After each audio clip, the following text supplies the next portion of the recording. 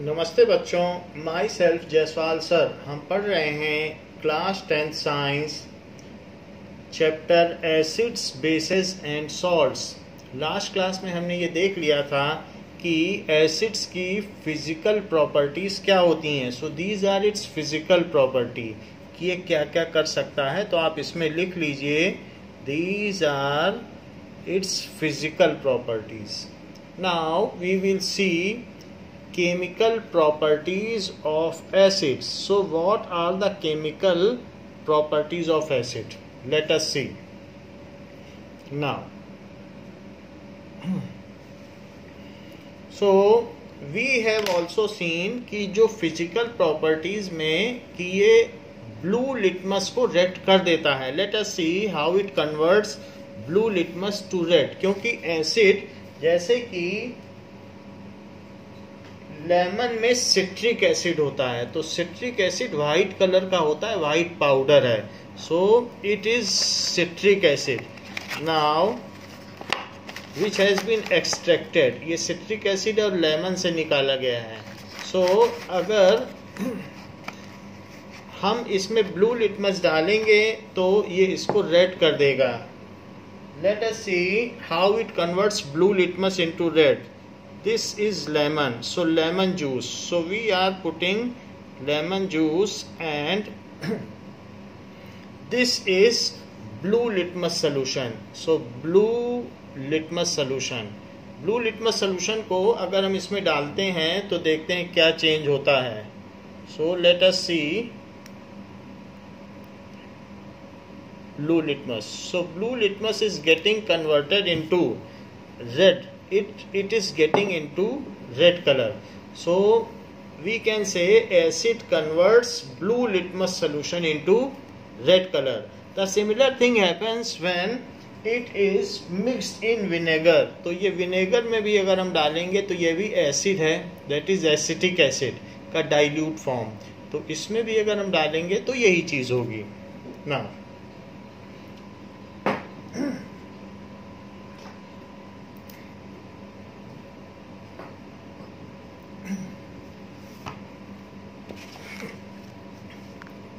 तो एसिड की हमने फिजिकल प्रॉपर्टीज देख ली हैं कि फिजिकल प्रॉपर्टीज क्या होती हैं। एसिड्स की कुछ केमिकल प्रॉपर्टीज भी होती हैं। तो let us see the other properties of acid.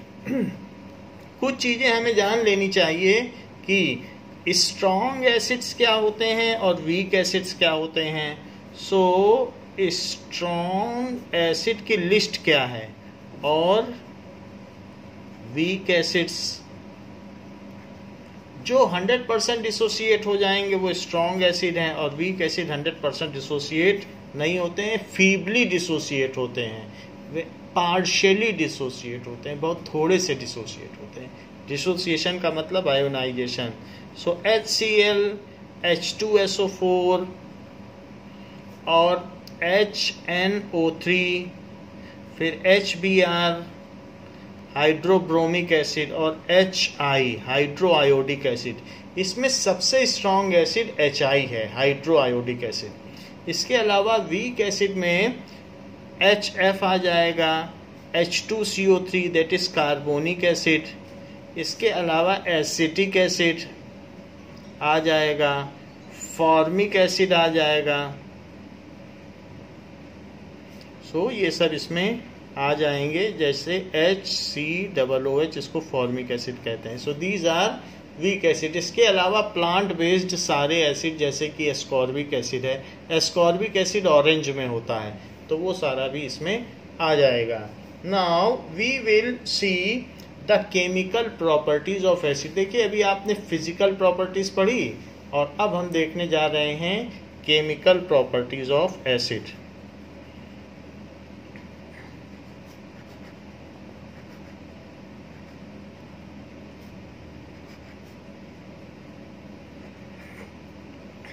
तो इनकी कुछ केमिकल प्रॉपर्टीज भी होती हैं। पहली केमिकल प्रॉपर्टीज है कि when acid reacts with metal they release hydrogen gas.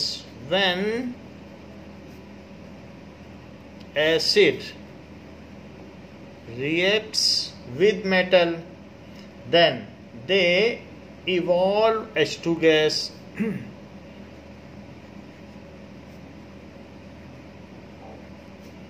They evolve via release H2 gas,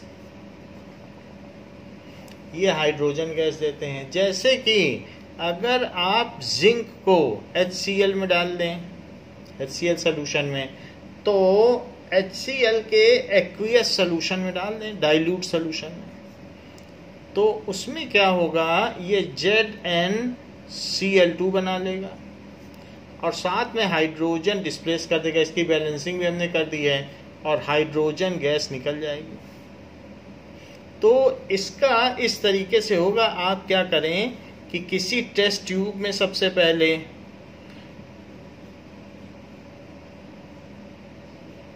एक टेस्ट ट्यूब लें और टेस्ट ट्यूब में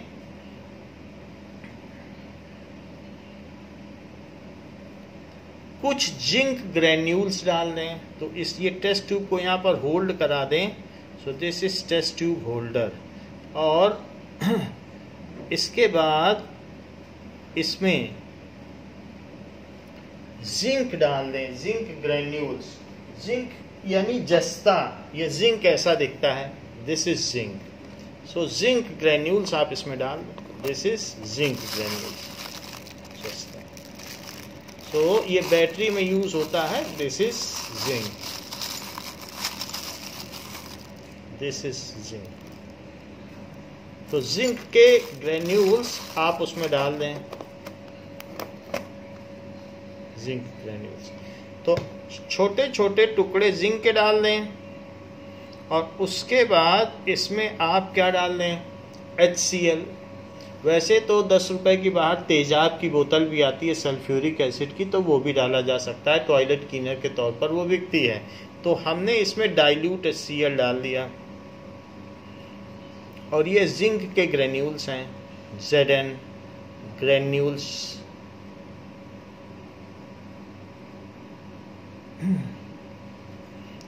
जिंक के ग्रेन्यूल्स। अब इसमें से क्या होगा कि इसमें बुलबुले उठेंगे। ये जो लिक्विड आपने डाला है तो बबल्स उठेंगे और वो बबल्स इसके थ्रू जो आएंगे उसको आप किसी सोप सॉल्यूशन में डाल दें। तो सोप सॉल्यूशन में ऐसे डाल दें तो सोप सॉल्यूशन के किसी वेसल में जब आप डालोगे तो हाइड्रोजन गैस तो निकलेगी। हाइड्रोजन गैस इज लाइटर, तो ये सोप सॉल्यूशन है। सो लाइटर है तो सोप में अगर आप फूकोगे तो वैसे भी बबल निकलते हैं, तो यहाँ पर बबल बनेंगे और ये बबल ऊपर उठेंगे। सो this is soap solution, soap solution. ये फिगर आपकी बुक में भी बना है। तो यहाँ पर H2 गैस निकलेगी और ये जो सॉल्यूशन है ये जिंक क्लोराइड के सॉल्यूशन में कन्वर्ट हो जाएगा और वो भी एक्वियस रहेगा क्योंकि वाटर तो है ही है इसमें। तो ये सॉल्यूशन कैसा रहेगा, this will be aqueous solution. So ये चीज, तो यहाँ पर ये ZnCl2 में कन्वर्ट हो जाएगा और हाइड्रोजन गैस निकल जाएगी। हाइड्रोजन गैस इसी में फिल्ड है। ये जो बबल्स निकल रहे हैं इन सब में क्या गैस है, H2 गैस। ये soap bubbles filled with hydrogen gas है। और अगर इसके पास आप एक बर्निंग स्टिक ले आओगे, मैच स्टिक जो कि बर्निंग होगी, तो ये ब्लास्ट कर जाएगा और ब्लास्ट करने पर इसमें पॉप साउंड आएगा। सो यहाँ पर हम इससे हाइड्रोजन गैस की प्रेजेंस की भी जांच कर सकते हैं कि how the hydrogen gas can be detected. So if the burning splint is brought near these bubbles, soap bubbles, then rising soap bubbles, then they blast, yeah, they will burn, yeah, burst with pop sound. So this indicates that the released gas is hydrogen gas, क्योंकि hydrogen gas एक fuel है तो वो oxygen की presence में जल के H2O बना देती है। तो सबसे बड़ी बात है when acid reacts with metal then they produce some salt. ये एक सॉल्ट बन गया है, जैसे हमारा NaCl होता है नमक, खाने वाला कॉमन सॉल्ट। ऐसे ही जिसमें कोई एक मेटल हो और एक नॉन मेटल हो, तो मेटल और नॉन मेटल कैटायन हो, ये दोनों चीज़ें जब मिल जाएंगी तो सॉल्ट बनता है। जैसे जिंक मेटल है और एक कोई एनायन, कोई भी एनायन हो, मेटल के साथ जब किसी का रिएक्शन होता है एनायन का तो सॉल्ट बनता है। So when acid reacts with metal they release H2 gas and produce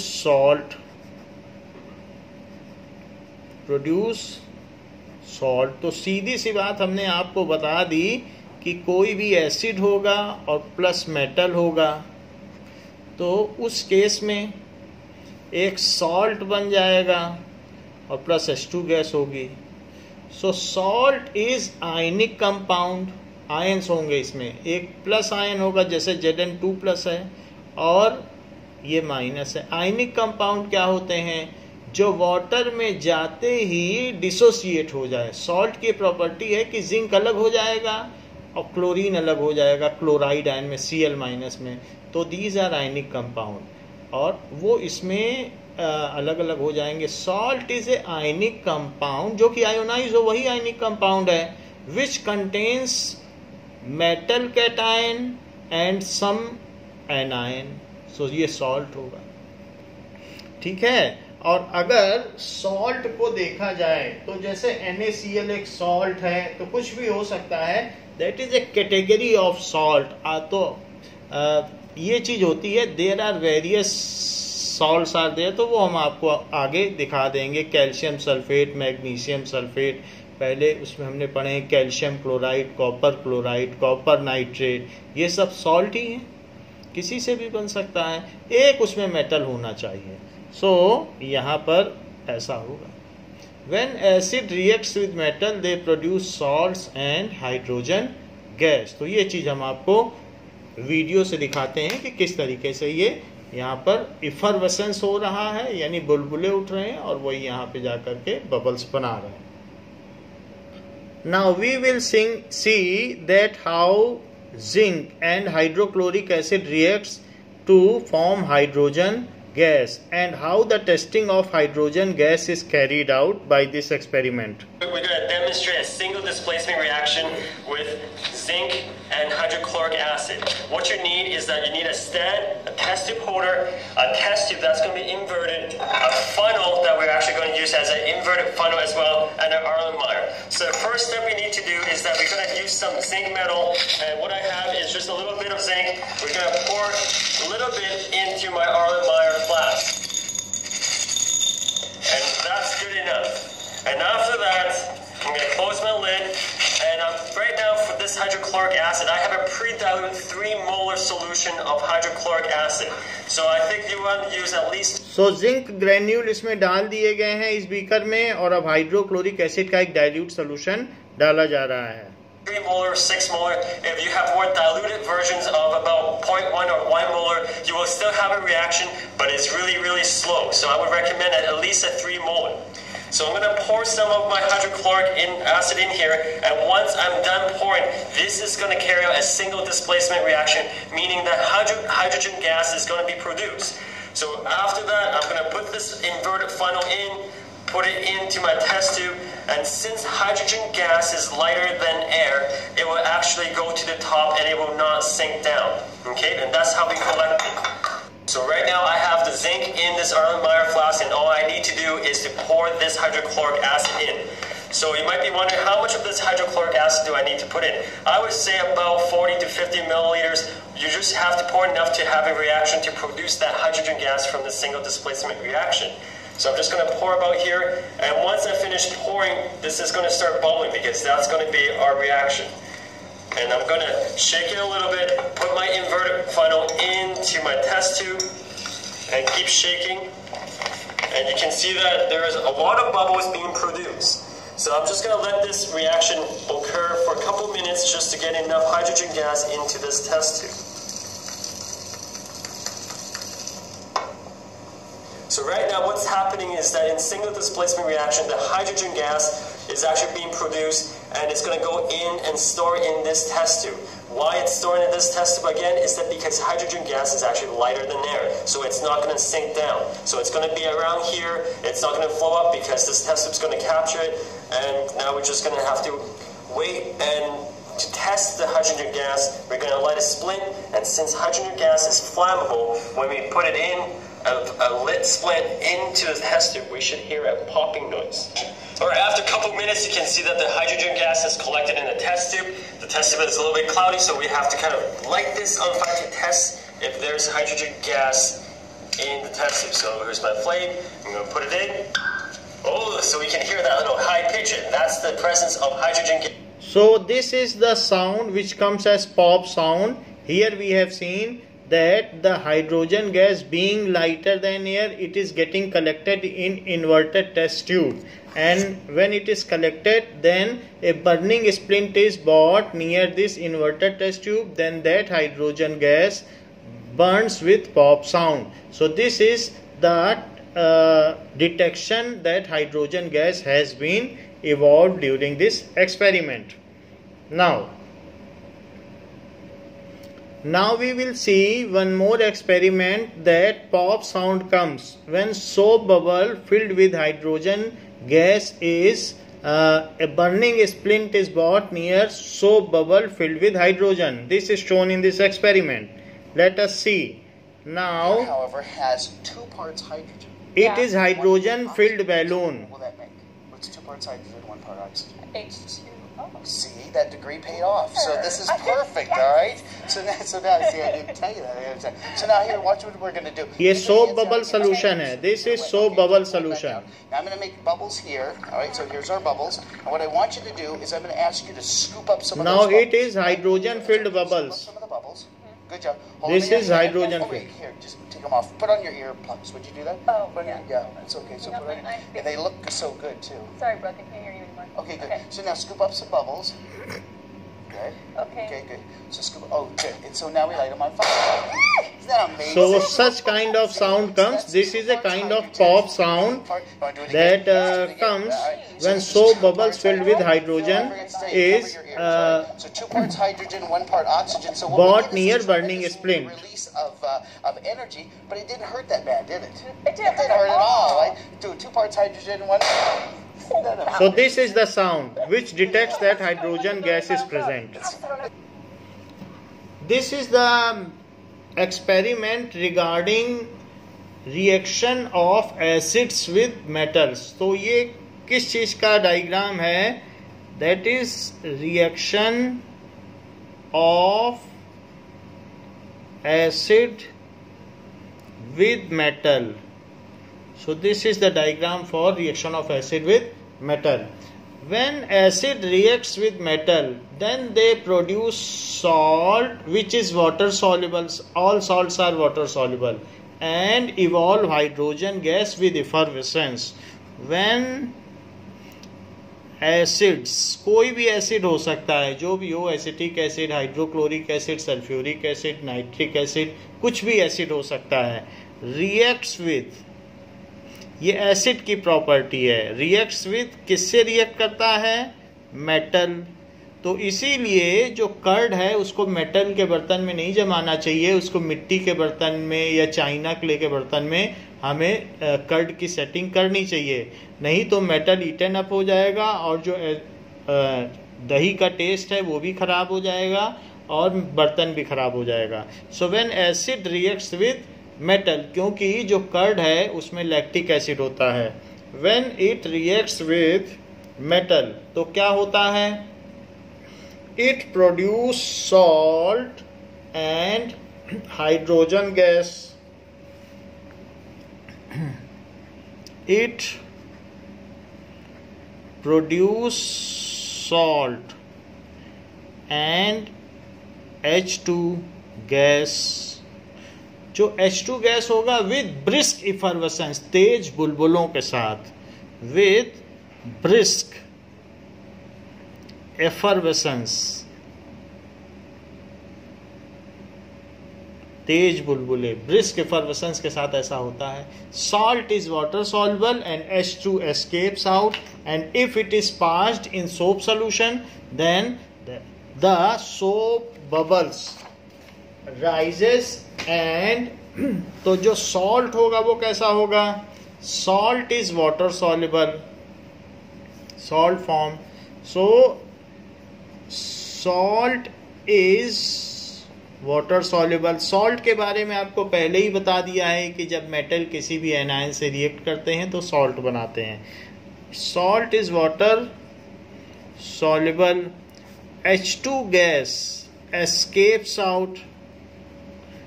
escapes out and when it is reacted with, it is passed through soap solution. जब इसको क्या किया जाए? passed through soap solution.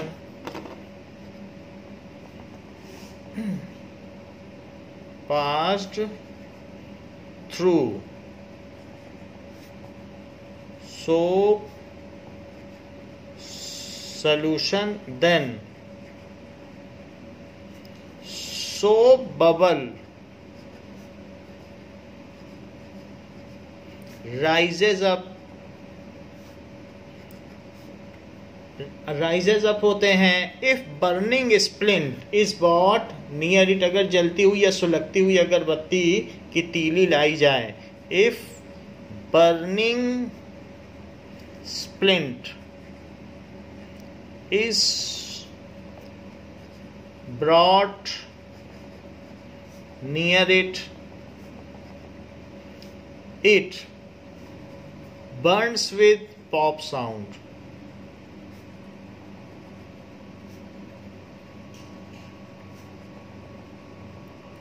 So this is, ये क्या है? This is the detection test of hydrogen gas. So ये hydrogen gas के डिटेक्शन का एक टेस्ट है. This confirms that hydrogen gas is released. This confirms that H2 gas is released. इससे ये पता चलता है. ऐसा ही नहीं, अगर आप HCl के डाइल्यूट सोल्यूशन को, HCl तो एसिड है, अगर आपने अभी देखा कि मैंने जिंक में डाला, तो जिंक मेटल है, तो जिंक में डालोगे तो क्या बन जाएगा? ZnCl2 जो कि वाटर सॉल्युबल होगा, ये एक सॉल्ट बन गया है और हाइड्रोजन गैस निकल जाएगी. यही HCl, यहाँ बैलेंसिंग की जरूरत नहीं है, एरो डायग्राम से दिखाया जा रहा है, इसलिए किससे बस प्रोडक्ट लिखने होते हैं. तो अगर आप इसे सोडियम में डाल दें तो सोडियम में NaCl बन जाएगा और साथ ही साथ H2 गैस बन जाएगी. अगर आप इसे मैग्नीशियम में डाल दें तो MgCl2 बन जाएगा और साथ ही साथ H2 गैस निकलेगी. तो इसको अलग अलग चीज़ों में हम डालकर अलग अलग चीज़ें बना सकते हैं. कैल्शियम में डालने पर CaCl2 प्लस H2 गैस निकलेगी. बाकी आप इसकी बैलेंसिंग कर सकते हैं. जब इन्हीं रिएक्शंस को आप अलग अलग लिखोगे तो आप इनकी बैलेंसिंग कर लेना. तो हमने देखा HCl अलग अलग मेटल के साथ रिएक्ट करना है और उसके साथ H2 गैस बनाता है. बट एक्टिविटी जो चार्ट है, एक्टिविटी सीरीज का ध्यान रखिए. तो H जो हाइड्रोजन है वो अपने से ऊपर वाले मेटल को ही रिप्लेस करेगा.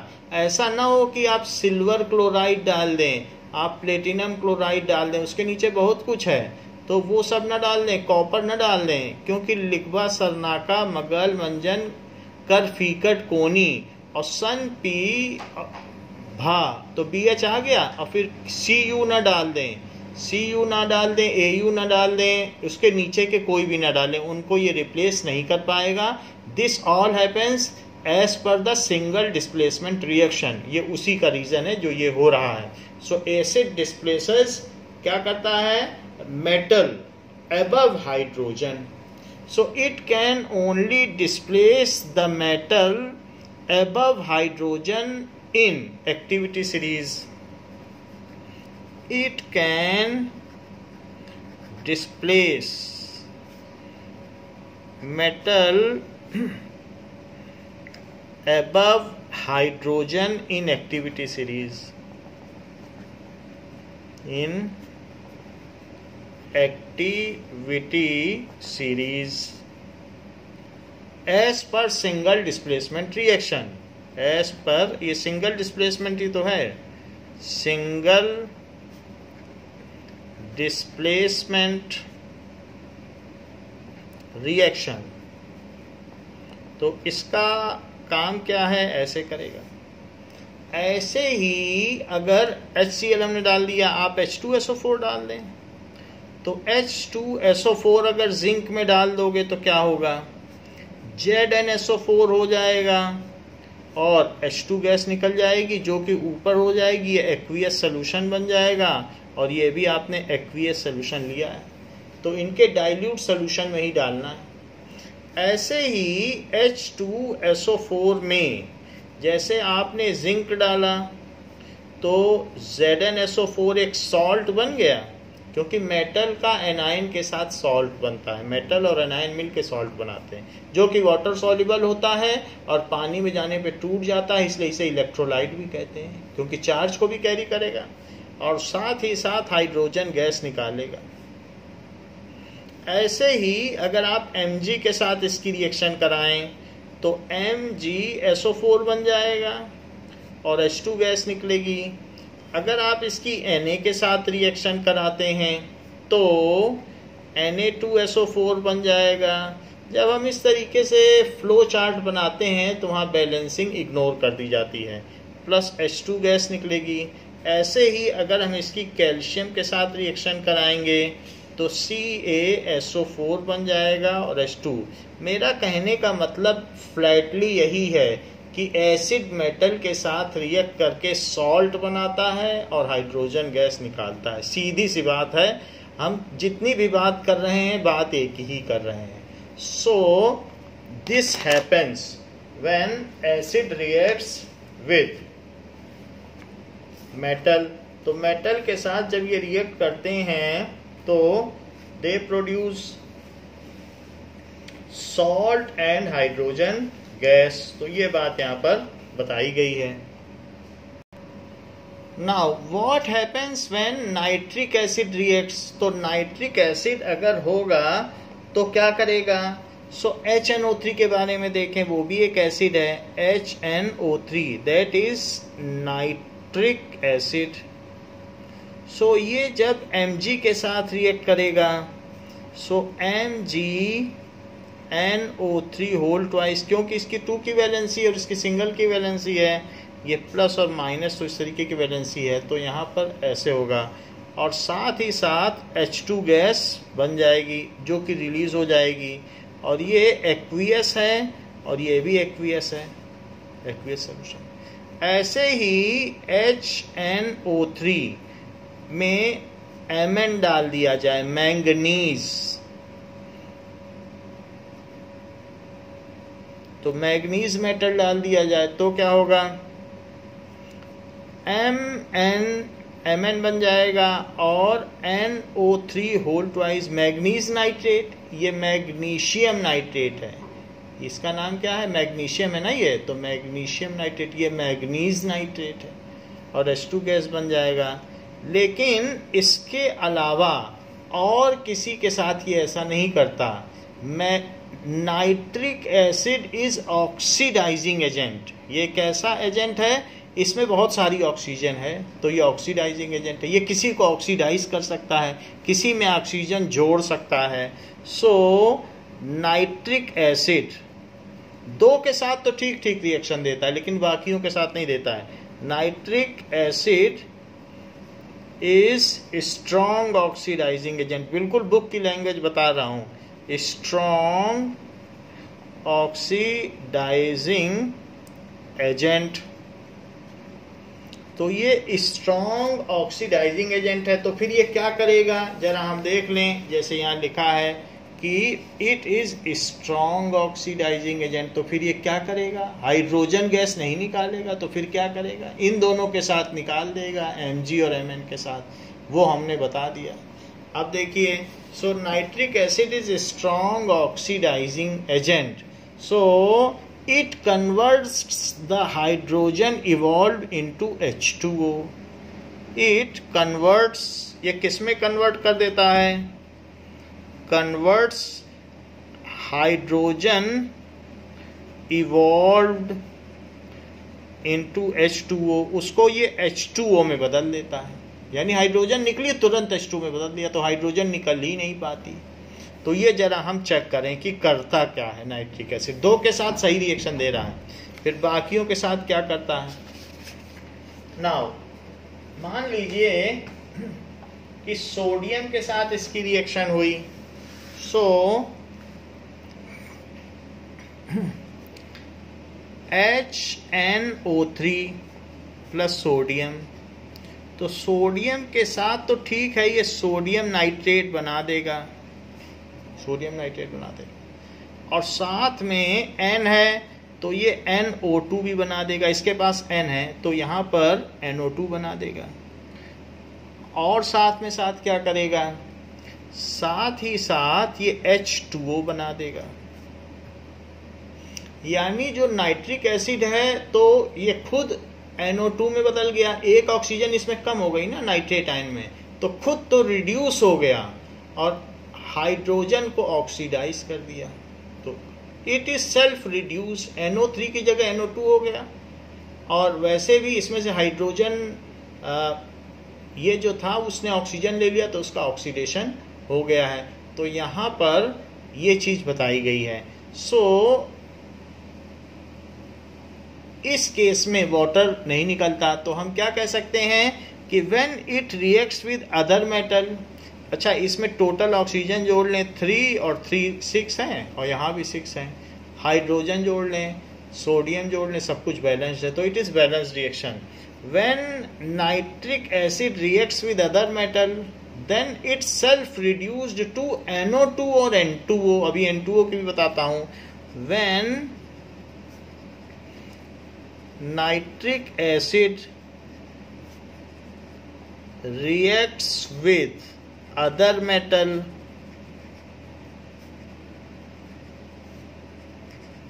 other than किसके अलावा, other than Mg and Mn, इनके अलावा, then it नाइट्रिक एसिड की बात कर रहा हूं HNO3 की, it's self reduced to NO2 और N2O, कभी कभी N2O में भी बदल जाता है, and oxidise evolved hydrogen into H2O, and खुद रिड्यूस हो गया और उसको ऑक्सीडाइज कर दिया, तो रिडॉक्स रिएक्शन हो गई। Oxidise evolved hydrogen to H2O, ऐसा है। तो इस तरीके से ये करता है क्योंकि ये ऑक्सीडाइजिंग एजेंट है। नाउ ये चीज ये दूसरों के साथ भी कर सकता है। Now how it reacts with zinc, अगर जिंक से नाइट्रिक एसिड की रिएक्शन कराई जाए तो HNO3 plus zinc, so it gives zinc nitrate, zinc nitrate दे देगा। इसके अलावा ये N2O बनाता है, तो कभी कभी ये N2O भी बनाता है, एंड इसके अलावा इट फॉर्म्स वाटर, तो ये वाटर बनाएगा। तो यहाँ पर नाइट्रेट है, 2 और 2 4 हो जाएंगे, तो यहाँ वैसे तो अगर हम करेंगे तो यहाँ पर HNO3 4 हो सकते हैं, अदरवाइज भी हमको इसमें ऑक्सीडेज देखना पड़ेगा कि नाइट्रोजन की यहाँ पर वैलेंसी क्या है, इसका स्ट्रक्चर क्या है। तो अगर हम उसमें जाएंगे इसकी बैलेंसिंग और स्टेप वाइज करेंगे तो ये देखेंगे कि हाइड्रोजन को बैलेंस करने के लिए यहाँ सबसे पहले आप ऑक्सीजन को देख लें कि ऑक्सीजन कितने हैं, तो 3 2 जा 6 7 और 8, तो यहाँ पर NO2 है। नाउ अगर मैं यहाँ पे 10 लिखता हूँ और यहाँ 4 लिखता हूँ, सो this is 4 and this is 5, now it is balanced. Step wise balancing तो आपको इसमें आगे बता दी जाएगी, आयनिक बैलेंसिंग है। फिर भी यहाँ पर 10H है तो ये 5H2O है, और बाकी आप देख लें जो नाइट्रोजन की बैलेंसिंग है तो N2 और 2 4 जा 8 और 8 2 10, तो यहाँ पर 10N है, यहाँ पर भी 10N है, और ऑक्सीजन यहाँ 30 हैं, और जबकि 6 4 जा 24, 24 प्लस 5 दैट इज 29 और 130। तो ये बैलेंस्ड केमिकल रिएक्शन है, इसकी आयनिक बैलेंसिंग करने पर हम इसे कर पाएंगे। तो वो ऑक्सीडेशन स्टेट पे डिपेंड है, तो हम उसको अभी छोड़ते हैं, अगले चैप्टर में उसकी बात की जाएगी।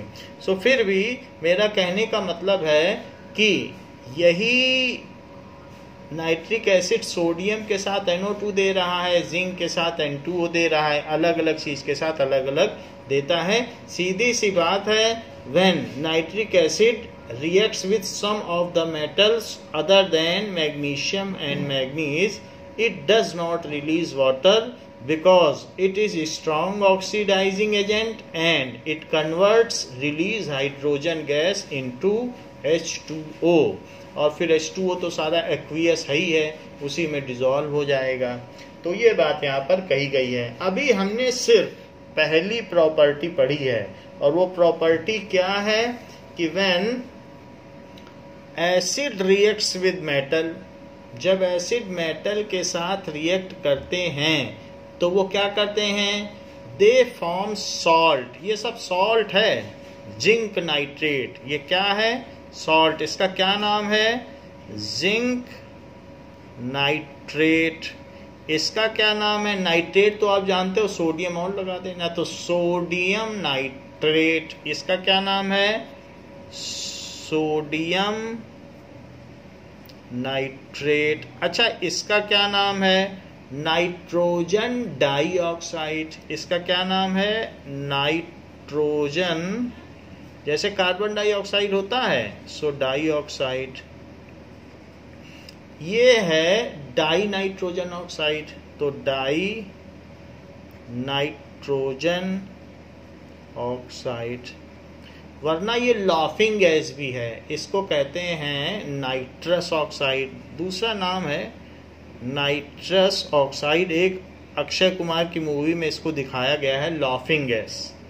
ये हमारे सेंसस को पैरालाइज कर देती है और ज़्यादा स्मेल करने पे जान भी जा सकती है, लाफिंग गैस ये चीज़ है। सो डाई नाइट्रोजन ऑक्साइड। खैर, ये तो बात हो गई कि एसिड मेटल के साथ कैसे रिएक्ट करते हैं। हम कुछ इनऑर्गेनिक एसिड्स की भी बात देख लें, जिसमें सबसे कॉमन और इम्पॉर्टेंट है acetic acid. This is acetic acid, जो कि एसिटोबैसिलस बैक्टीरिया से बनता है।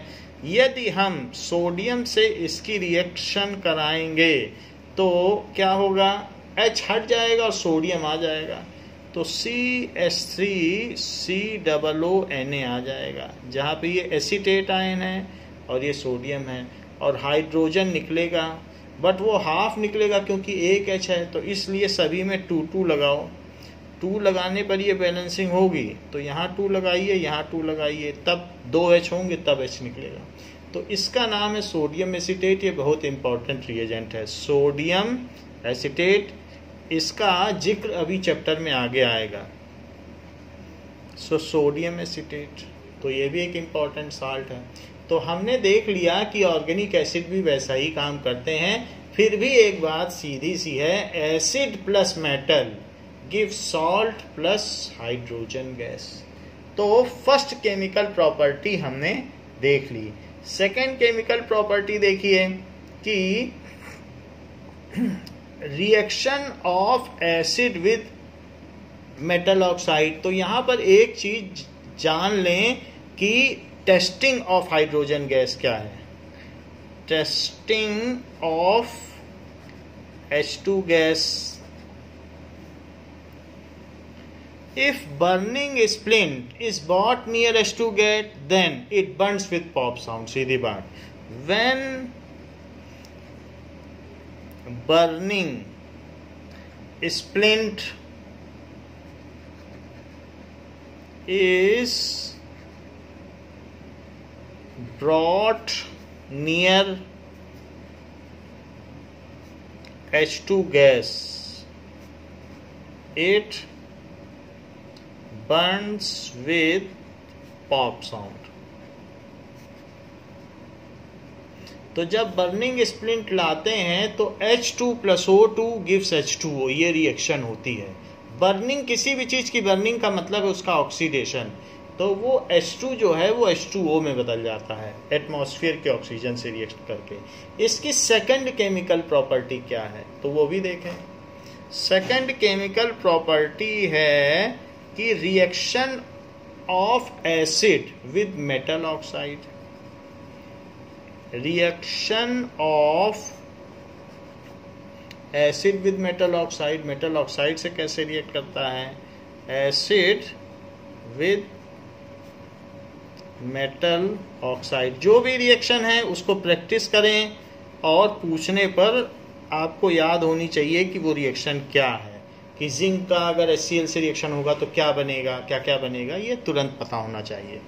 नाउ कैल्शियम ऑक्साइड, मान लीजिए हम एसिड लें, सबसे पहले तो एसिड लो और कुछ भी ले लो कैल्शियम ऑक्साइड, तो इससे क्या होगा, अब कैल्शियम जो है इसका भी आपने एक्वियस सोल्यूशन लिया, कैल्शियम ऑक्साइड चूने का पानी है, वैसे तो एक्टिव लाइम है, एक्टिव लाइम, और पानी में डालते ही ये CaOH2 बन जाएगा। कैल्शियम ऑक्साइड को पानी में डालो तो CaOH2 बन जाता है, जिसको स्लेकेड लाइम कहते हैं।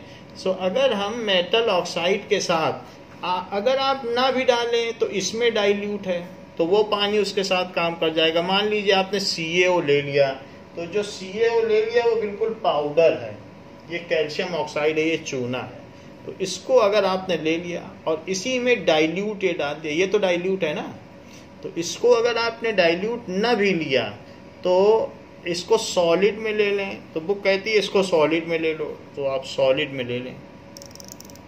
पानी इसमें है तो इसमें जब इसकी रिएक्शन होगी तो CaCl2 बनेगा और वो वाटर में सॉल्युबल होगा, कैल्शियम क्लोराइड, और साथ ही साथ CaCl2 तो यहाँ 2 लगा दीजिए, और बाकी क्या बच गया, H2O, तो इस केस में वाटर बनता है। कहने का मतलब है कि acid plus metal oxide, acid की मेटल ऑक्साइड से अगर रिएक्शन होगी तो मेटल और प्लस एनाइन मिलके क्या बनाता है, सॉल्ट, तो ये सॉल्ट है। कौन सा सॉल्ट है, that is calcium chloride. Salt की क्या प्रॉपर्टी है, ये वाटर में आयोनाइज हो जाते हैं और इलेक्ट्रोलाइट का काम करते हैं और इलेक्ट्रिसिटी को कंडक्ट करते हैं। सॉल्ट यही चीज होती है और इसे क्रिस्टलाइज भी किया जा सकता है। तो acid plus metal oxide gives, ये क्या देंगे, सॉल्ट प्लस वाटर। चूंकि बेस वाटर है तो वही वाटर उसमें सॉल्युबल हो जाएगा। जरा हम इसकी एक दो और रिएक्शन देखें कि ये किस तरीके से काम करता है। तो जैसे ये है वही HCl, अगर आप CaO में डालते हैं तो CaCl2 calcium chloride plus H2O बनाता है। बैलेंसिंग की ज़रूरत नहीं है, MgO में डाल दें सो MgCl2 बना देगा और H2O बना देगा।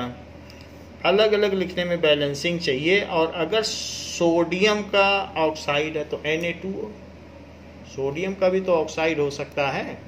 तो किसी भी ऑक्साइड से जब ये रिएक्ट करता है, चाहे मैग्नीशियम ऑक्साइड चाहे सोडियम ऑक्साइड, तो इसका काम है NaCl बनाना और वाटर बनाना। जो भी एक्टिविटी सीरीज में इनसे ऊपर आते हैं उन सभी के साथ ही ऐसा ही करता है, चाहे ZnO क्यों ना हो, जो कि हमारी डेंटल फिलिंग में काम आता है। ZnO कैविटी में इसी से फिलिंग होती है। तो ये क्या बना देगा, ZnCl2 और प्लस H2O।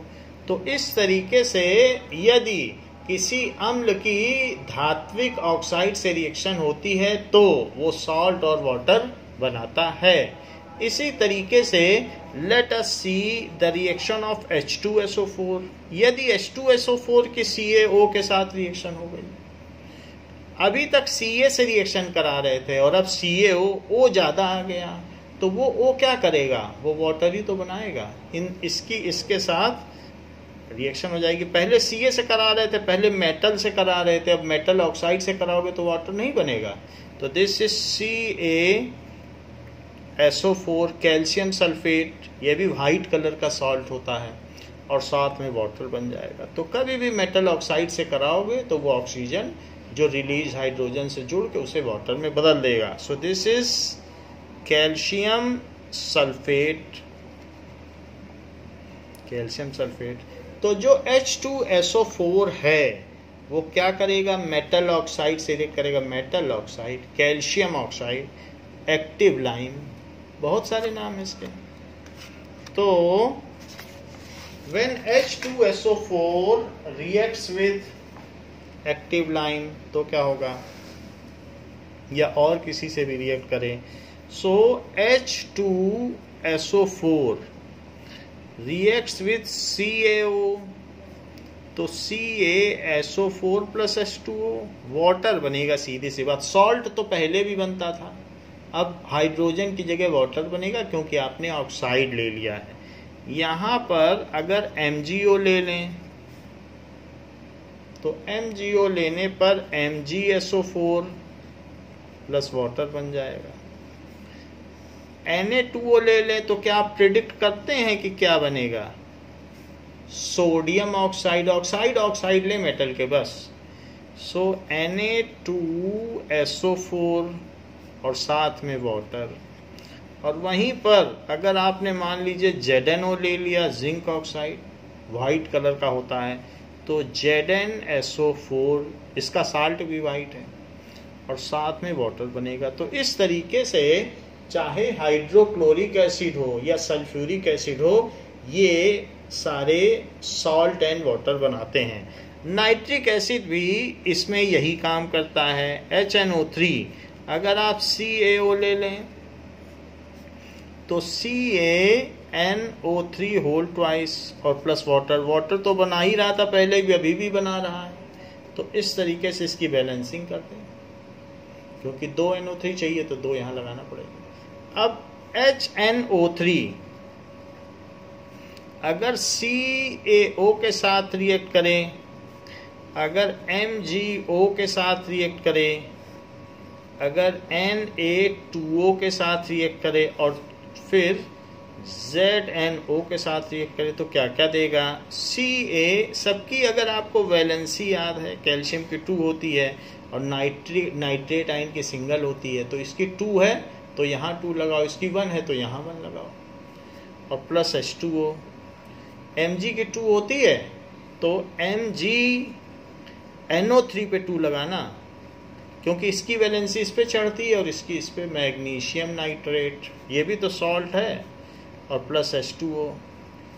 सोडियम ऑक्साइड के साथ इसकी रिएक्शन कराइए तो सोडियम नाइट्रेट, दोनों की 1-1 की वैलेंसी, ये प्लस ये माइनस, और साथ में वाटर। बाकी जो बैलेंसिंग है वो सिंगल अलग अलग करने पर हो जाती है। ये फ्लो चार्ट है, यहाँ बैलेंसिंग नहीं होगी। जिंक की 2 वैलेंसी है तो जिंक नाइट्रेट और प्लस वाटर, इस तरीके से।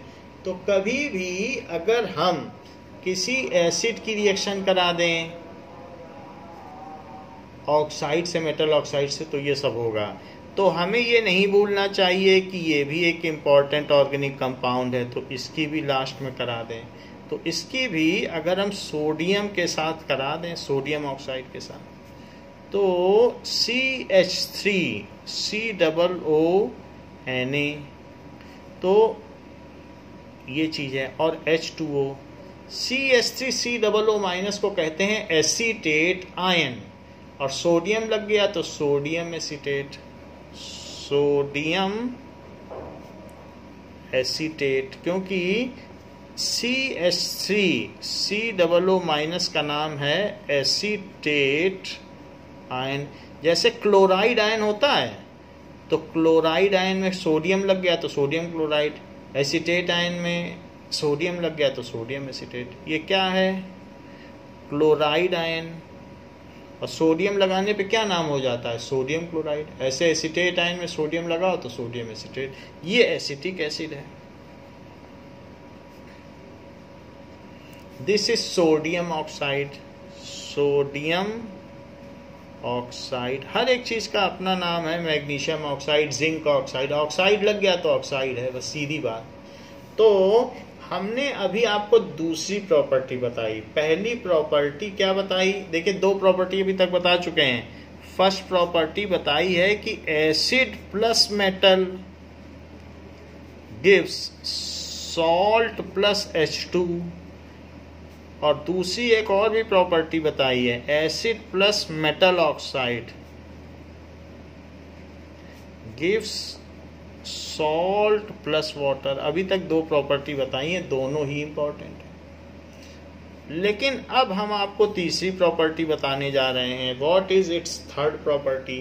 क्या एसिड की और भी कुछ केमिकल प्रॉपर्टीज हैं? तो हाँ, acid has various other chemical properties. ये मेटल कार्बोनेट के साथ भी रिएक्ट करता है और मेटल बाइकार्बोनेट के साथ भी रिएक्ट करता है। So reaction of acid with metal carbonate and metal bicarbonate. Reaction of acid with metal carbonate and metal bicarbonate, इनके साथ ये कैसे काम करेगा? अगर मान लीजिए HCl है और वो CaCO3 दैट इज मेटल का कार्बोनेट है, वैसे इसका नाम है कैल्शियम कार्बोनेट। इसकी चौक बनती है, इसका मार्बल बनता है, ये सारे इसके काम होते हैं। सो कैल्शियम कार्बोनेट ये है। हमारी बोन्स में भी यही होता है, कैल्शियम और फॉस्फेट, कैल्शियम के कार्बोनेट और फॉस्फेट्स होते हैं। तो ये चीज़ है। तो नाउ HCl अगर इससे रिएक्ट करेगा तो CaCl2 बन जाएगा। अच्छा, CO2 भी रिलीज कर जाएगा क्योंकि इसमें CO2 है। CaCl2 बन गया, CO2 रिलीज कर गया, लेकिन एक O तो खाली बचा, तो वो जो O खाली बचा है वो H2 के साथ रिएक्ट करके H2O बना देगा। तो ये सारी चीज़ें बन जाएंगी। नाउ ये सब गैस हैं, ये गैस है, बस ये निकलेगी। तो कभी भी अगर एसिड को ज़मीन में डाल दोगे, संगमरमर की ज़मीन में, तो बुलबुले निकलने लगेंगे, वो CO2 गैस ही है। तो कैल्शियम कार्बोनेट में अगर आपने डाल दिया तो CO2 गैस निकलने लगेगी। जैसे तेजाब को डालते हैं मार्बल पे तो बबल्स निकलते हैं, तो ये चीज़ें, तेजाब सल्फ्यूरिक एसिड होता है, या फिर उसे विट्रॉल भी कह सकते हैं, विट्रियस ऑयल सल्फ्यूरिक एसिड को, खट्टा तेल। सो नाउ ऐसे ही जैसे HCl की हमने कैल्शियम कार्बोनेट से रिएक्शन कराई है, तो अब आप HCl की मैग्नीशियम कार्बोनेट से रिएक्शन कराएं, क्योंकि कार्बोनेट से तो रिएक्ट करता है। तो क्या बनेगा? MgCl2 प्लस CO2 और प्लस H2O, ये बनेगा। नाउ H2SO4, H2SO4 की अगर हम रिएक्शन कराएं तो किस तरीके से होगी? H2SO4 की CaCO3 से रिएक्शन कराएं तो CaSO4 ये तो बन ही जाएगा, और जो बच गए हैं उनमें बंटवारा हो जाएगा, एक CO2 अलग और फिर एक ऑक्सीजन जो अलग से बचेगा वो इससे चला जाएगा। ऐसे सभी में हो रहा है, MgCl2, CaCl2, H2SO4। मेरा कहने का मतलब है एसिड जब भी कार्बोनेट से रिएक्ट करेगा, मैग्नीशियम कार्बोनेट से भी कर सकता है, तो क्या होगा? MgSO4 बना देगा, MgSO4 बना दिया, और साथ में CO2 बना देगा जो कि गैस है, वो ब्रिस्क इफरवेसेंस के साथ निकल जाएगी, बुलबुले के साथ, तेज बुलबुले के साथ, और ये बन जाएगा। When acid reacts with metal carbonate तो क्या होगा? So when acid reacts with metal carbonate, then क्या क्या चीजें बनेंगी? Acid plus metal carbonate gives salt plus CO2 plus water. जैसे देखें, इसका एग्जाम्पल देखें, HNO3, अगर मान लीजिए Na2CO3 सोडियम कार्बोनेट के साथ वॉशिंग सोडा, जिससे धोबी कपड़े धोता है, तो वॉशिंग सोडा के साथ अगर इसकी ये वाइट कलर का पाउडर है, 10 रुपये kg आता है। सो सबसे सस्ता एल्कली यही है जो कपड़े धोने के काम में आता है। तो नाउ इसके साथ अगर रिएक्शन करेंगे तो NaNO3, तो यहाँ 2 लगाना पड़ेगा क्योंकि 2Na है, तो 2NaNO3, तो 2NaNO3 हो जाएगा। फिर CO2 बचेगा और H2 तो है ही, और एक O यहाँ पे है तो H2O, ये चीज उड़ जाएगी। तो इस तरीके से when acid reacts with metal carbonate, देखो मेटल कार्बोनेट है तो क्या बना? सॉल्ट। इस सॉल्ट का क्या नाम है? Sodium nitrate. 9th का चार्ट याद कर लो, सारा अपने आप है, सोडियम और नाइट्रेट आयन ये। तो अगर HNO3 है और आप उसे जिंक कार्बोनेट के साथ रिएक्ट कराना चाहते हैं, रिएक्शन हमेशा एक्टिविटी सीरीज माइंड में रख के करें, तो फिर क्या होगा? अब क्या होगा कि यहाँ जिंक है तो जिंक नाइट्रेट हो जाएगा, ZnNO3 होल ट्वाइस। वैसे तो ये डबल डिस्प्लेसमेंट रिएक्शन है, डबल डिस्प्लेसमेंट का मतलब है एक्सचेंज ऑफ आयंस हो रहे हैं, तो यहाँ एक्टिविटी सीरीज का कोई काम नहीं है। तो CO2 और प्लस H2O, डबल डिस्प्लेसमेंट में जहाँ आयन चेंज होते हैं वहाँ नहीं होता है। तो ये बात यहाँ पर कही गई।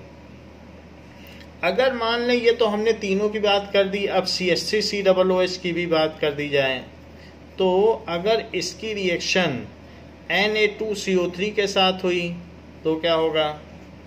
CH3COONA, जिसको कि एसीटेट आयन कहते हैं, और ये सोडियम है, तो ये क्या बन जाएगा? Sodium acetate.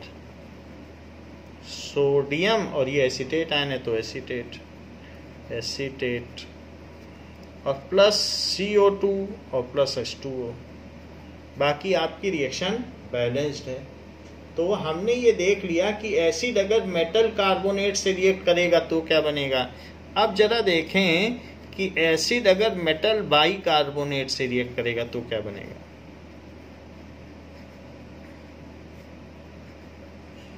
तो उस केस में अगर मेटल बाई कार्बोनेट के साथ रिएक्ट करेगा तो सॉल्ट बनेगा और प्लस CO2 बनेगा और H2O, तो भी यही बनेगा। जरा चेक करें, अगर मान लीजिए कि HCl है और वो MgHCO3 होल ट्वाइस। HCO3 का कितना चार्ज होता है? -1, और Mg का 2 होता है, तो वो -1 इधर आ गया है इसमें। ये बाई कार्बोनेट है या हाइड्रोजन कार्बोनेट, दो नाम है, तो मैग्नीशियम हाइड्रोजन कार्बोनेट भी बोल सकते हो।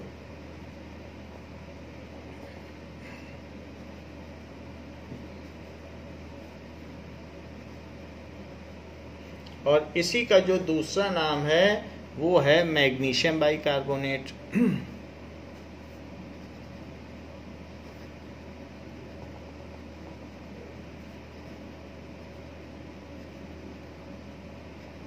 तो इनसे जब ये रिएक्ट करेगा, इसे बाइकार्बोनेट भी कहते हैं। तो अगर इससे रिएक्ट करेगा तो MgCl2 बन जाएगा, तो यहाँ 2 लगा दो क्योंकि MgCl2 बन गया। और इसके अलावा 2 CO2 बनेंगे। अगर 2 CO2 बनेगा तो अब 2 O खाली हो जाएंगे, 2 O खाली हो गए, 2 H यहाँ है और 2 H यहाँ है, तो 4 H और 2 O, तो 2 H2O। तो बना वही सॉल्ट बना, मैग्नीशियम क्लोराइड कार्बन डाइऑक्साइड, जो कि एस्केप कर गया ब्रिस्क एफरवेसेंस के साथ और वाटर बन गया। तो ये है मैग्नीशियम क्लोराइड। तो दोनों केस में एक ही चीज हुई। पहले भी जब मेटल कार्बोनेट से किया था तो salt plus CO2 plus water था, यहाँ भी salt plus CO2 plus water है।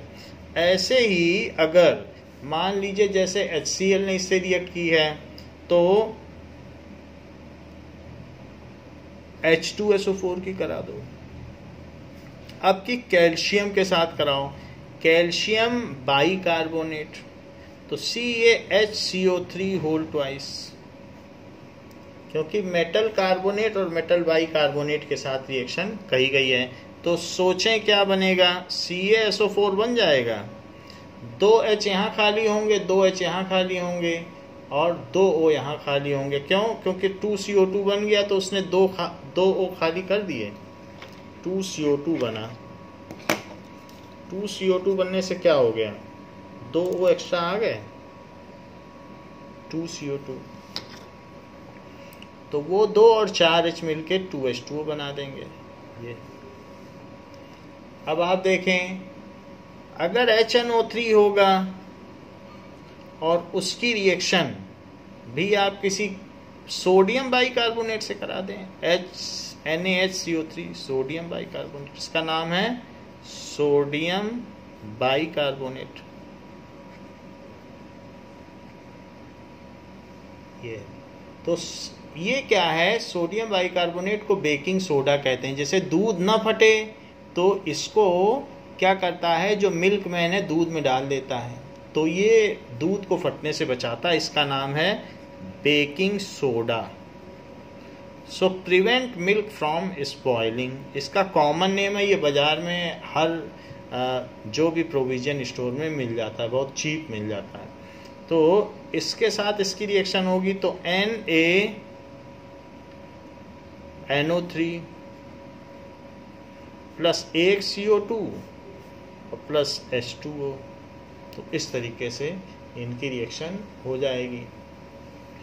फिर अगर CH3 COOH है और उसमें NaHCO3 की रिएक्शन करा दी जाए तो देखो CH3 COONA, इसकी इससे साथ रिएक्शन हो जाएगी तो, और फिर क्या हो जाएगा, H2O और प्लस CO2। इसका मैं नाम बता देता हूँ, ये है सोडियम एसीटेट, सोडियम एसीटेट। और इसका भी बता देता हूँ, ये है एसिटिक एसिड, ये एसिटोबैसिलस बैक्टीरिया से बना है। एसिटिक एसिड वो जो सेक्रीट करते हैं तो उससे जो एसिड निकलता है वो एसिटिक एसिड है, वैसे इसे लैब में भी बनाया जा सकता है। नाउ तो ये बात हमने देख लिया कि CO2 निकलता है, तो आप कहेंगे कि CO2 निकलता है, ये कैसे पता चले? तो इसके लिए आपको कोई एक रिएक्शन लेनी पड़ेगी। तो मान लीजिए मैं ये रिएक्शन लेता हूँ कि इन सब रिएक्शन में CO2 निकलता है, मान लो H2SO4 है, तो H2SO4 में आप कोई कैल्शियम कार्बोनेट डाल दो, किसी भी, सभी में रिएक्शन निकलना है तो सबसे कॉमन क्या है, आपको कैल्शियम कार्बोनेट यानी चौक तो मिल ही जाएगी बाजार में और तेजाब भी मिल जाएगा, तो इससे बनाएं, ये सबसे आसान है। So let us see the reaction, experiment देखें कि CO2 निकला है, इसकी जांच भी तो हो। तो इसके लिए आप क्या करिए कि एक स्टैंड लीजिए और उसमें टेस्ट ट्यूब स्टैंड लेकर उसमें एक टेस्ट ट्यूब लगा दें और टेस्ट ट्यूब में 2 चीज़ डालें। क्या क्या चीज़ पड़ेगी?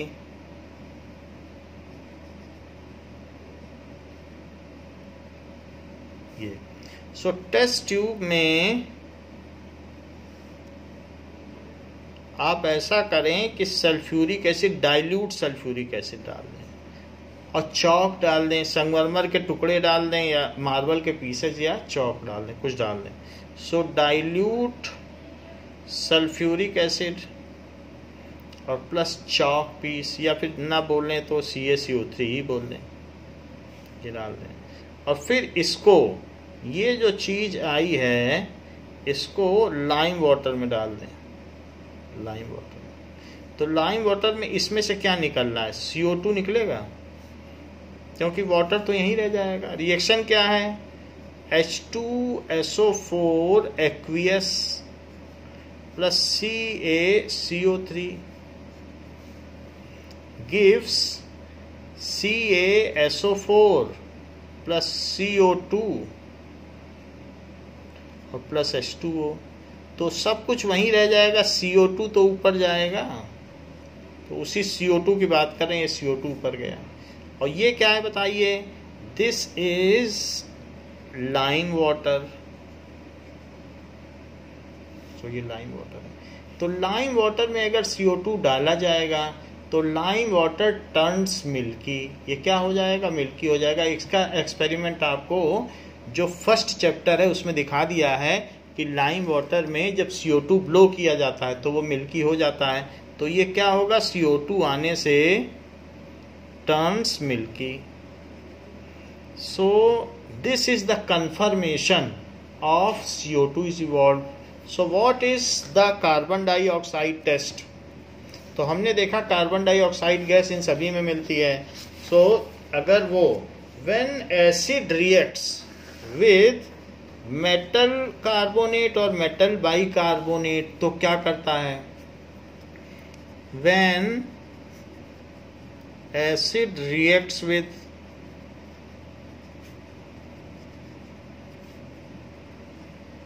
मेटल कार्बोनेट और metal bicarbonate,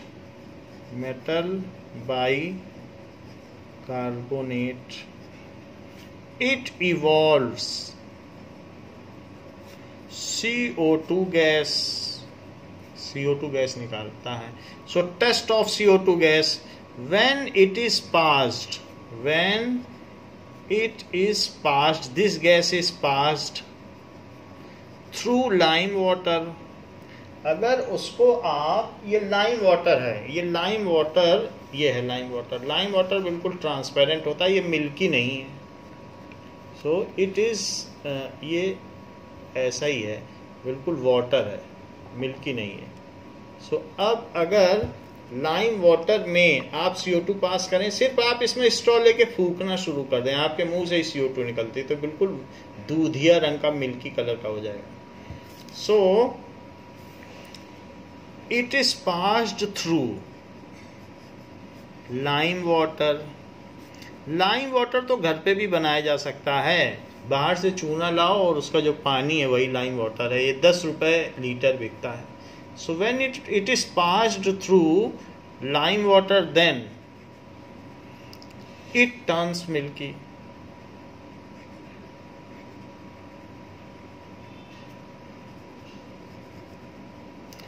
which confirms presence of CO2।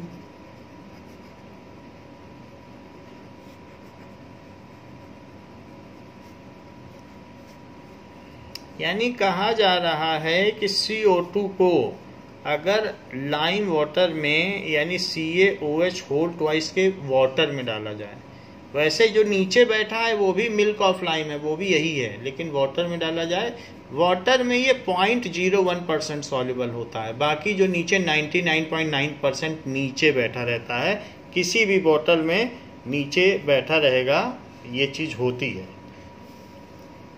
ना। तो इससे CaCO3 बनेगा और साथ ही साथ क्या बन जाएगा, H2O बन जाएगा।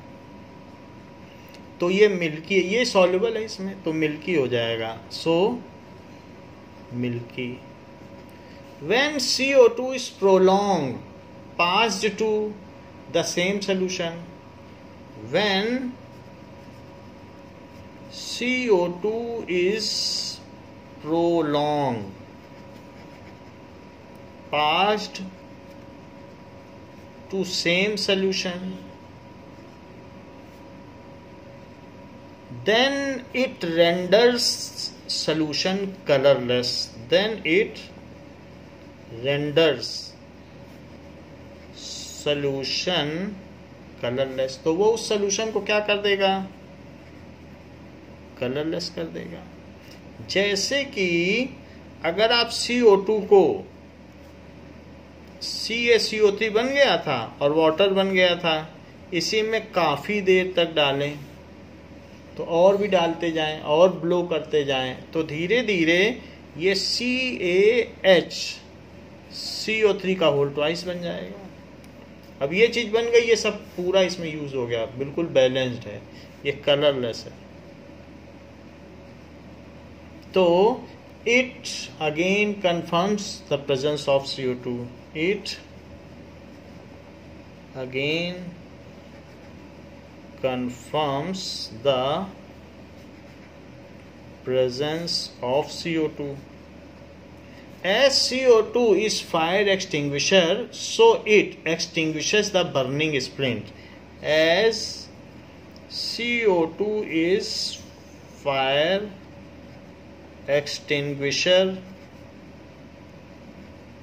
so it extinguishes burning splint. सुलगती हुई तीली को बुझा देगा। तो ये भी कंफर्म करता है। तो यहाँ पर हमने देखा कि किस तरीके से टेस्ट ऑफ CO2 हम कर सकते हैं। सो ये जो चीज़ आपको बताई गई है यहाँ से यहाँ तक, ये और कुछ नहीं बताई गई है, इसमें आपको बताया गया है कि टेस्ट ऑफ CO2। तो ये भी पूछा जाता है कि CO2 का टेस्ट कैसे करें, तो इस तरीके से किया जा सकता है। नाउ अब देखें कि जो चीज़ें हमने देखी हैं, तो अभी तक 4 चीज़ें देखी हैं कि एसिड अगर मेटल से रिएक्ट करे, एसिड अगर मेटल ऑक्साइड से रिएक्ट करे, एसिड अगर मेटल ऑक्साइड से रिएक्ट करे, मेटल कार्बोनेट से रिएक्ट करे, और वही एसिड अगर मेटल बाइकार्बोनेट से रिएक्ट करें,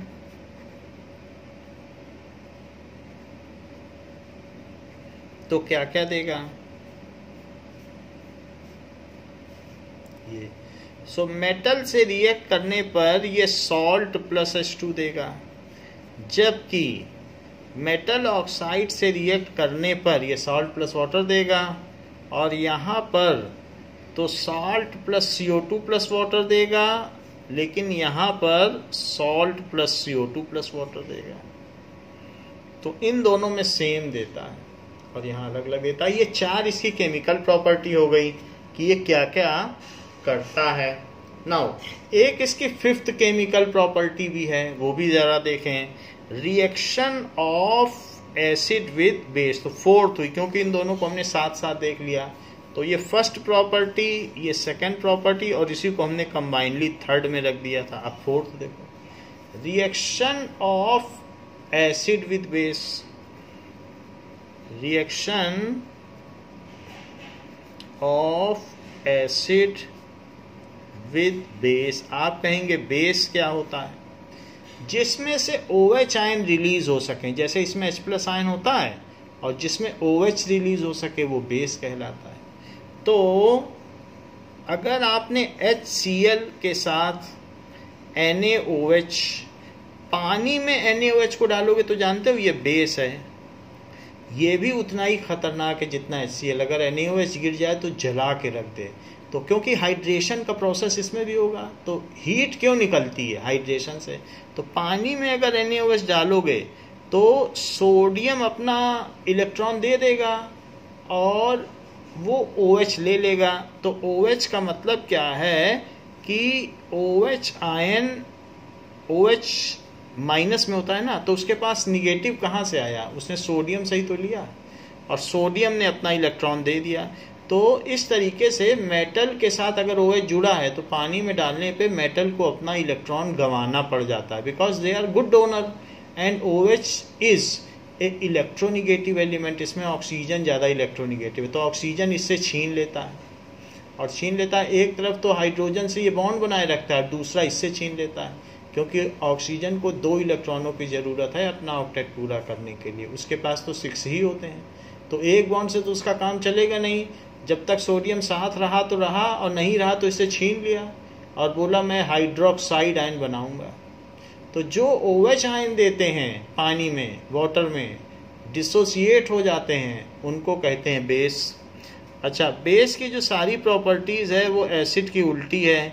ये रेड लिटमस पेपर को ब्लू कर देते हैं, वो मैं अलग से आपको दिखा दूंगा। एक वीडियो जो आपको भेजा है उसमें ये सब दिखाया भी हुआ है कि किस तरीके से। तो इसमें भी हाइड्रेशन हो जाता है। अब ये माइनस है तो प्लस इधर और माइनस इधर, इस तरीके से इसमें। और ये प्लस है तो माइनस और प्लस, ऐसे प्लस है तो minus plus minus plus minus plus.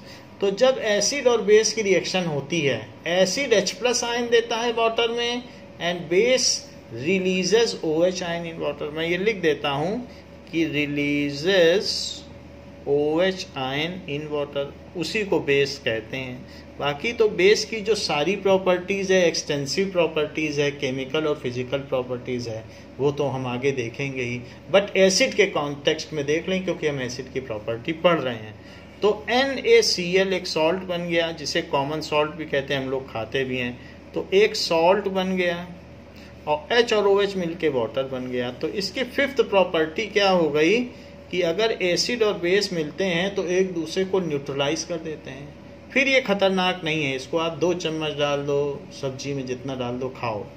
और तो जो हमारी नेक्स्ट प्रॉपर्टी है कि acid plus base gives salt plus water. तो एसिड और बेस मिलके सॉल्ट और वाटर बनाते हैं और वो एक दूसरे के खतरे को न्यूट्रलाइज कर देते हैं। ये अगर बॉडी में पड़ जाए तो जला दे, ये पड़ जाए तो जला दे, और मिल के बना दें तो नमक बना दें, मर्जी जितना खाओ, फिर कुछ नहीं, न्यूट्रल हो गए। दोनों ने एक दूसरे के इफेक्ट को कट कर दिया। तो ये चीज़ होती है। जैसे कि जैक फ्रूट या कटहल बेस है और नींबू एसिड है, तो कटहल की सब्जी में नींबू डाल दो तो कटहल के सारे जो खराब गुण हैं वो हट जाते हैं। लेडी फिंगर बेस है, जो लसलसी होती है सब्जियां वो सभी बेसिक हैं। तो उनमें क्या होता है, स्लोपी टच होता है, सोप जैसा होता है, सोपी टच। तो ऐसे लेडी फिंगर में भी तो ऐसे ही होता है ना। तो वो अगर उसमें आप नींबू डाल देंगे तो उसका सारा खराब प्रॉपर्टी चला जाएगा। ब्रिंजल है, बेसिक है, तो उसमें अगर आप कुछ ऐसी चीज़ डाल दें, खटाई डाल दें या नींबू डाल दें तो उसकी ख़राब प्रॉपर्टी चली जाएगी। ब्रिंजल में खटाई डालते भी हैं। तो इस तरीके से हम देखते हैं कि एसिड और बेस एक दूसरे को न्यूट्रलाइज कर देते हैं। तो न्यूट्रल करके एक ऐसी चीज़ बना देते हैं जो बिल्कुल भी खतरनाक नहीं होती, हम खा भी सकते हैं। So when acid and base are mixed in equal amount, then they neutralize each other and form salt and water. When acid and base दोनों ही खतरनाक है लेकिन मिलाने पे न्यूट्रल हो जाते हैं। Acid and base are mixed in, तो इक्विमोलर अमाउंट, दोनों के इक्वल मोल मिलाए जाए। ये नहीं कि ये दुगना मिला दो, इन इक्वी मोलर अमाउंट। यदि ये इक्विमोलर अमाउंट में मिला दिए जाएं तो क्या होगा,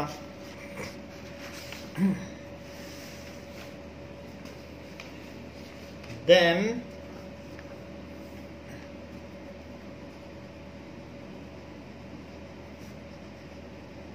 they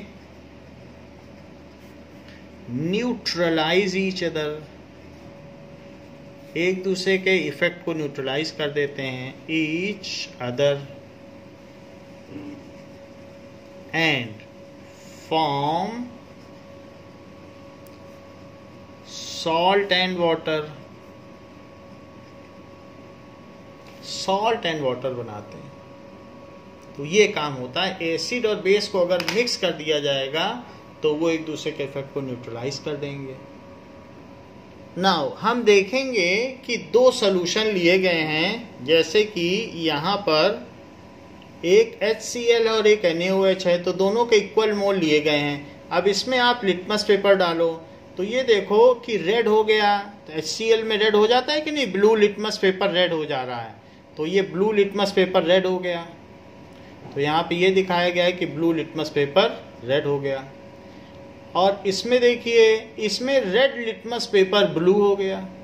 ये बेस था NaOH, शुरू में दिखाया गया था।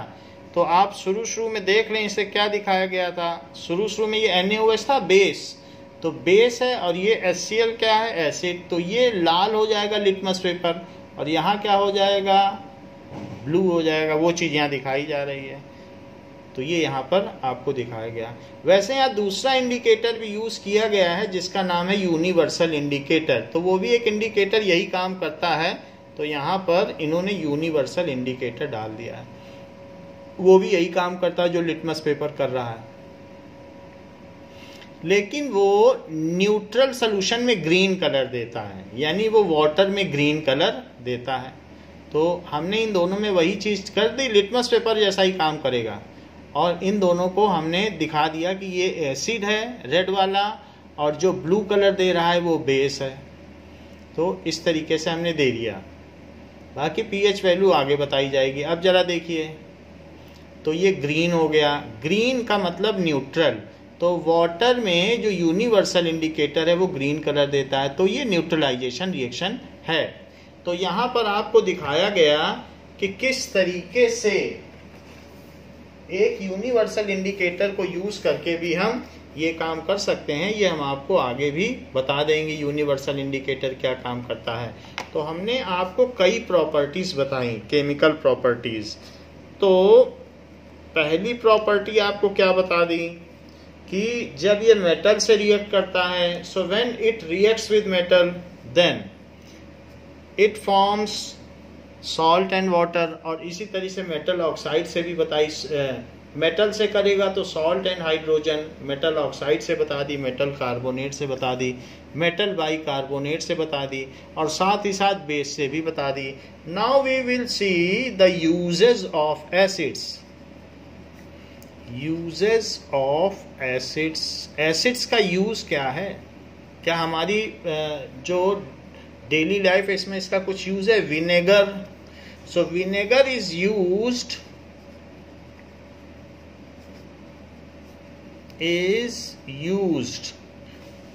To preserve pickles. पिकल्स में अगर डाल देंगे तो पिकल्स खराब नहीं होते हैं। एंड चाइनीज फूड में भी इसका इस्तेमाल होता है, विनेगर डाला जाता है Chinese food. Second, in stomach hydrochloric acid क्या काम करता है, provide suitable medium to pepsin in stomach. Hydrochloric acid kills bacteria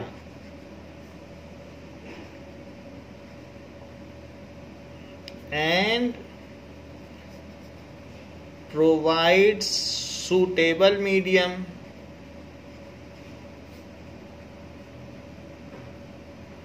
for pepsin to work।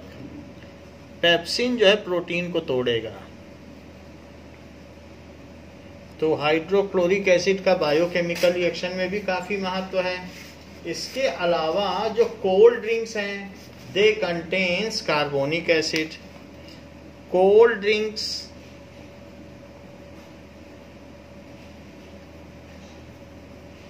Contain carbonic acid, तो उनमें कार्बोनिक एसिड होगा, दैट इज H2CO3। अच्छा, जो विनेगर की बात बताई है ये CH3COOH का डाइल्यूट फॉर्म है। नाउ ऑक्जेलिक एसिड किस काम में आता है, टू रिमूव इंक और rust stains. So oxalic acid वैसे टोमेटो में होता है, लेकिन ये काम किस आता है, oxalic acid is used to remove ink, used to remove ink या कपड़ों के दाग, इंक और स्टेन्स, जंग लग गया किसी चीज में, रस्ट स्टेन्स, तो ये काम आ जाएगा। इसके अलावा बोरिक एसिड, बोरिक एसिड आप लोगों ने देखा है कि कभी भी ये बोरिक एसिड है तो बोरिक पाउडर भी आप लोग जानते हैं ये वाइट कलर का होता है, कैरम बोर्ड में डाला जाता है, बिल्कुल वाइट होता है, स्लोपी, तो कैरम बोर्ड में भी यूज़ करते हैं। और अगर कहीं स्किन में चोट लग जाए तो इसको गर्म पानी में डालकर आप स्किन को धो लीजिए, और आँखों में अगर जलन हो तो गर्म पानी में मिला के उससे स्प्लैश करें, तो इससे आँखों को सूदिंग इफेक्ट मिलता है। तो बोरिक एसिड ये काम करता है। सो बोरिक एसिड भी काम करता है, यानी ये एंटीसेप्टिक है ना। तो बोरिक एसिड किस काम में आता है? Is used as antiseptic and eye wash. Boric acid is used, boric acid होता क्या है? That is H3BO3 is used for eye wash। वैसे तो कैरम बोर्ड में इसका खूब इस्तेमाल होता है, 10 रुपए की डिब्बी है। एंड एंटीसेप्टिक, स्किन को भी इससे आप गर्म पानी से करोगे तो कोई फंगल या इन्फेक्शन नहीं होगा। एंड एंटीसेप्टिक का मतलब है बॉडी, किसी को सेप्टिक हो जाता है यानी स्किन इन्फेक्शन हो गया है, और एंटीसेप्टिक जो इस इन्फेक्शन को दूर कर दे, तो ये काम होता है। ऑरेंजेस एंड आंवला contains ascorbic acid which preserve scurvy. जो हमारे मसूड़ों में सूजन आ जाती है उसको कौन रोकता है? सो ऑरेंजेस एंड आंवला contains ascorbic acid which has vitamin C। उसमें विटामिन सी है। And it prevents swelling of gums, prevents swelling of gums, जिसको स्कर्वी रोग भी कहते हैं। तो ये हमने देख लिया कि एसिड्स की फिजिकल प्रॉपर्टीज क्या है और इसकी केमिकल प्रॉपर्टीज क्या है, इसके यूजेस क्या हैं। अब हम देखेंगे कि एसिड का डाइल्यूशन कैसे किया जा सकता है और लैब में क्या क्या प्रिकॉशन अपनाए जाएं। इसके अलावा हम ये भी देखेंगे कि हाइड्रोनियम आयन या H3O+ क्या होता है। तो ये सब हम लोग अगली क्लास में देखेंगे। एसिड के बारे में हम और भी जानकारी पाएंगे। इस क्लास के लिए इतना ही बच्चों, थैंक यू।